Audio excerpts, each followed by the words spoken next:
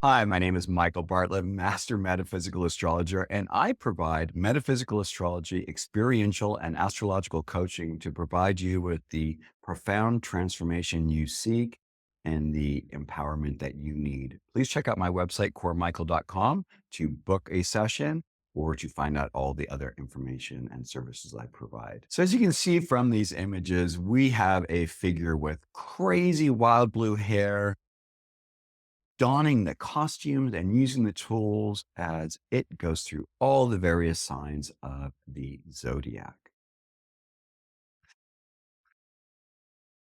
So we can see that there's this very interesting glyph when it comes to Uranus. It is a generational sign because of how slowly it moves through the zodiac. It takes 84 years to go through all of the signs, which, as most of us know from having family members who are a little bit older, or maybe some of us are also around that age, this is also the time when many of us decide to leave.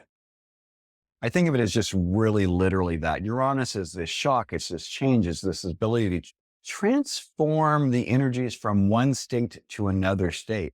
It stays in each sign about 7 years, and Uranus goes retrograde annually for about 4 months. It was discovered 13th of March, 1781. And if you think about that time period, it really demarks the differentiation in how we saw ourselves versus the collective.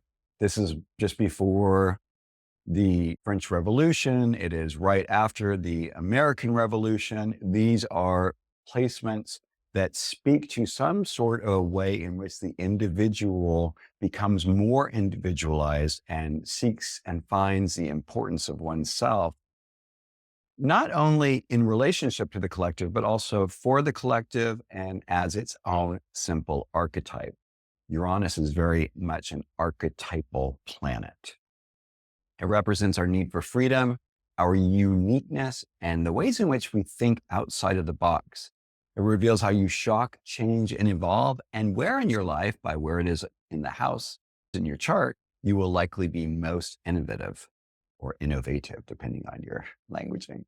As you can see, one of the other very interesting things about the planet itself, and this is what is so fascinating about astrology. Back in the day, astrology and astronomy were not separated. They were one and the same. When we begin to look at things astronomically, we can see why there might be a way in which those elements that we use to describe a planet also appears in astrology. So as we can see from this image of Uranus, it has an orbit that goes north to south. And the rings it has, like Saturn, which is many people don't understand that about Uranus, but these rings also radiate out in an up-down manner as opposed to a left-right manner, when very different than Saturn. And Uranus is the next planet out from Saturn. When we look at this, we're looking at the cosmic band, the zodiac band of the constellations out in space. Our sun and our moon reside in between that and us here on Earth. And therefore, the way we look from our Earth to that planet, it has the backdrop of the sign behind it. And that's where we say that planet resides. We get to the first sign, which is Aries. And Aries here is going to have a bit of a funky sort of an energy. This is a disruptor sort of an energy. This is someone who you can call it that disturber. These are people who are going to be seeing and sensing and feeling things and will probably create some sort of distraction, some sort of upset in a way for things that have to change, things that need to be modified, things that need to evolve in a way that has to do with the unification and identification of self and its understanding of its right to be in relationship to others, as well as to itself, because it's really learning that way of I act, therefore I am. It's just this sort of I would think, a very instinctual way of evolving and creating things. So people who have a Uranus and Aries have a very interesting way with that initial cardinal fire sign. It creates sort of a flash, as a certain quickness and a perceptivity to these individuals. Then we get into Taurus, where Uranus has been for the last little while. Taurus is about form. Uranus is new, so we can think about things that are new forms. So these are ways that we find to be in relationship with robotics, to be in relationship with all of our electronic devices, our earbuds and our microphones and our computers and laptops and our cell phones and all of the myriad types of electronic devices we have in our homes, smart cars, smart televisions, everything's so smart. This is really a proliferation under this Uranus and Taurus, which is really creating and seeking to have a new form, new ways of enjoying things. Oh, if we do all these things and make them more automated, then maybe we have a little more time to relax and enjoy ourselves. Uranus in Gemini, which we're going to be coming up to pretty soon, is going to be an energy that is just full of information. These are going to be information overload. This is going to be where we're going to have issues. As AI keeps creating things that we ask for it to do, we're going to have to find ways to find out whether things are true or not, because this can be misinformation. This can be sharing different stories to different people to get different ideas that are being generated. This is a multiplicity of electronic devices. It's almost a little bit chaotic in a certain sort of a sense. I think when we get into this, we're going to really have to find more ways to ground ourselves and to not get so lost up in the airy sort of ways of being. I saw the movie 3,000 Years of Longing, in which Idris Elba plays a genie trapped in a bottle. And what ends up happening to him over the long run is he starts deteriorating, has a harder time because he is a magical creature. He deals and lives in this sort of a frequency. And with all of our electronic devices, they created a disturbance, a frequencies that are not healthy for him. And so it's an interesting thing. But when we think about this, it's almost like a purity of frequency. Uranus, first and foremost, seeks freedom. It wants to step into a place of openness, of being able to experience and see things and do things and change them in ways as it sees fit. It's not an emotional planet. Uranus is an outer planet. These generational planets take a long time to understand. I actually begin to believe that when it comes to these outer planets, we are speaking of realms of being. So when we step into this Uranian field, we are starting to step into the land of ideas and connecting things on much profound and complex ways that give us greater insights into understanding ourselves, but there's still a little bit of a mystery involved in here. If you're liking what I'm offering, please hit the like button, please subscribe, and please visit my website, coremichael.com, to find out more information about what kind of services I can provide you in the ways that you need to become your Uranian archetypal individualized self that knows its place in the collective and within yourself. Then that Uranus moves into Cancer. This is not an easy energy. Just think about having someone who's pokey and jumpy and maybe a little frigidity, trying to take care of the household and trying to take care of the kids. You can see the baby now has blue hair. You don't know what you're going to get when you come home. The house might have been turned into something entirely different, or maybe it's been removed, or all the furniture has been removed and it's just, there's no furniture in the house.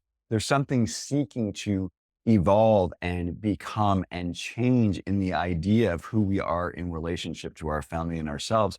So these are going to be individuals that are probably going to be leaving their homes. They're going to be leaving, finding themselves outside of their family units, outside of where they grew up and everything that they've known, because there's just something that is a little bit too commonplace or boring in a sense, and for Uranus to be hanging out in the cardinal sign and water sign of Cancer, which makes it a little more challenging for Uranus because it has to try and sit still a little bit, but it's really not good at sitting still.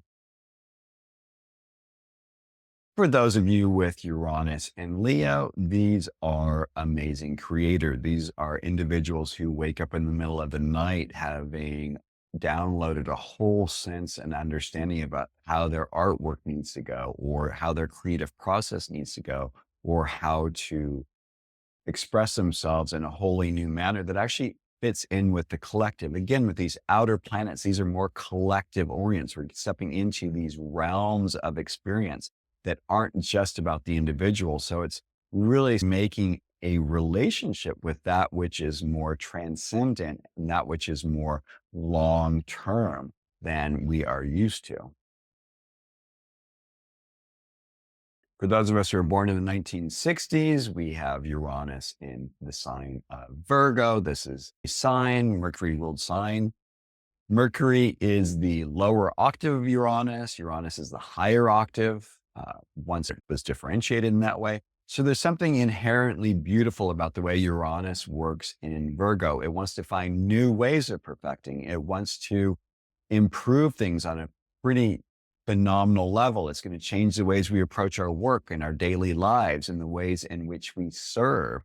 It's going to be really out of the box in that way. These are going to be individuals who are going to have a very unique relationship to physicality and doing things and getting things done. Almost like a Go Gadget thing, I'm thinking of, or Professor Gadget, where he had all those things, he, press this button, push that button. He was able to do all these crazy inventions, because that's also something that happens in the sign of Virgo, but also especially with the planet Uranus. I want to thank Christine Cianci, the amazing artist who hand painted every single one of our figures here that we're using in Astro Theatre, and also assembled all the imagery for the signs themselves. You can find her at cccianciart.com, and you can find our book, Astro Theatre, where we took those images, placed them with some keywords, and that is available on Kindle, Apple, and from your local favorite bookstore. Uranus moves into the sign of Libra, and this gives us a different viewpoint of the ways in which we have our relationships. So people with Uranus in Libra might have a very unusual or different type of relationship from other people. They may have an age difference. They may be of the same sex, as far as when we think about what a traditional couple is or was. These people are going to be a little bit different. You can see this. She's still wearing her elegant gown, black and white, and then she's got her blue hair. So maybe this is also doing a little more costuming or having fun with it. Uranus in Libra is going to appreciate odd beauty, and unique personalities in order to incorporate and understand the range of expression possible within humanity. Uranus in Scorpio is going to really upset the scene when it comes to how we go deeply. These are people who can go along and find depth in many places and bring it up. I always like to think of Scorpio as one of the signs of confession. These are the people who we all go to share our deep, dark secrets.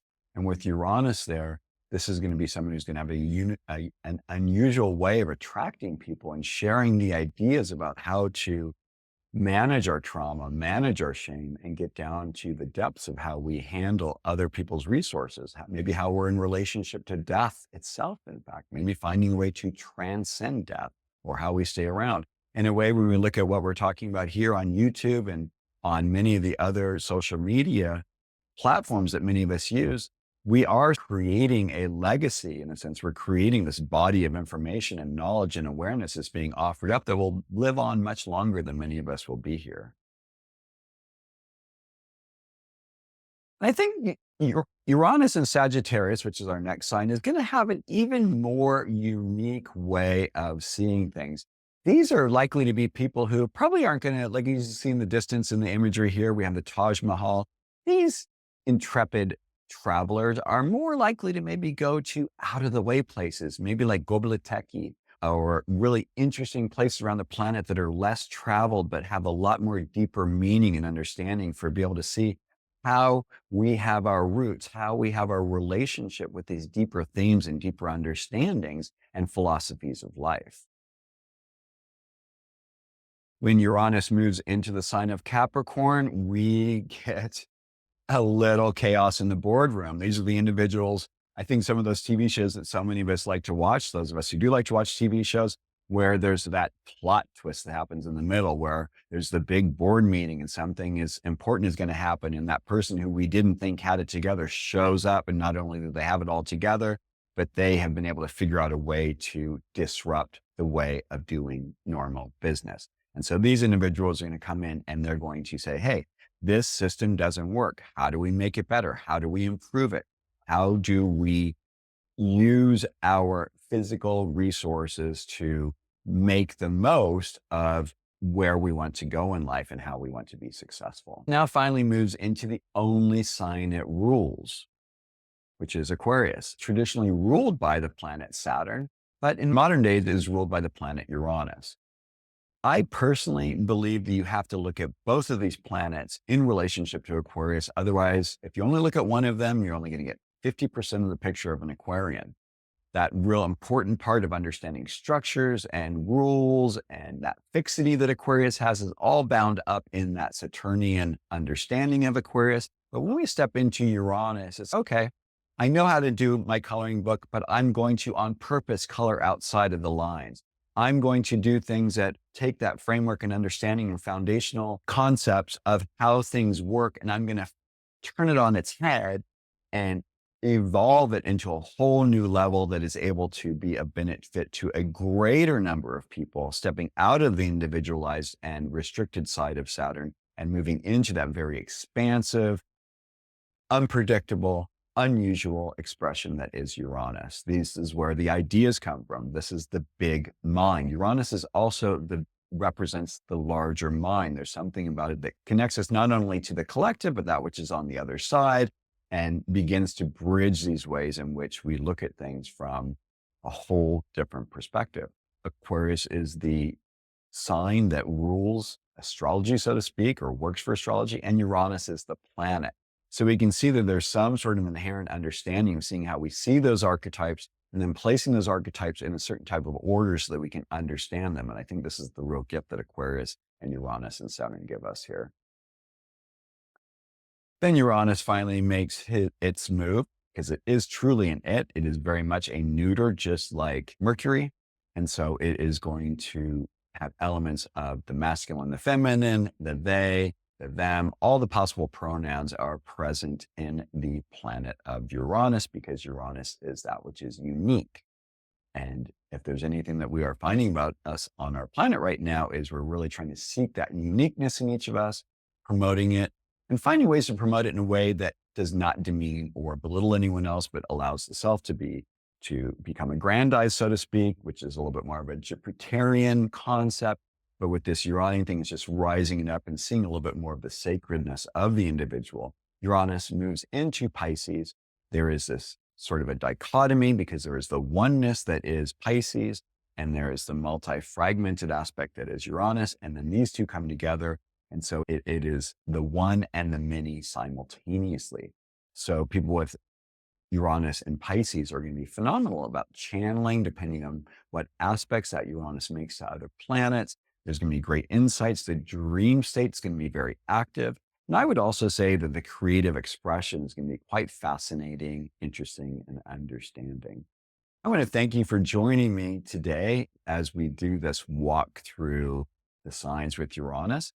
Please check out my other social media. Please feel free to book a session with me, and I'd be happy to help guide you along your path to the deep transformation you seek and the empowerment you need. Thank you so much, and have a great day.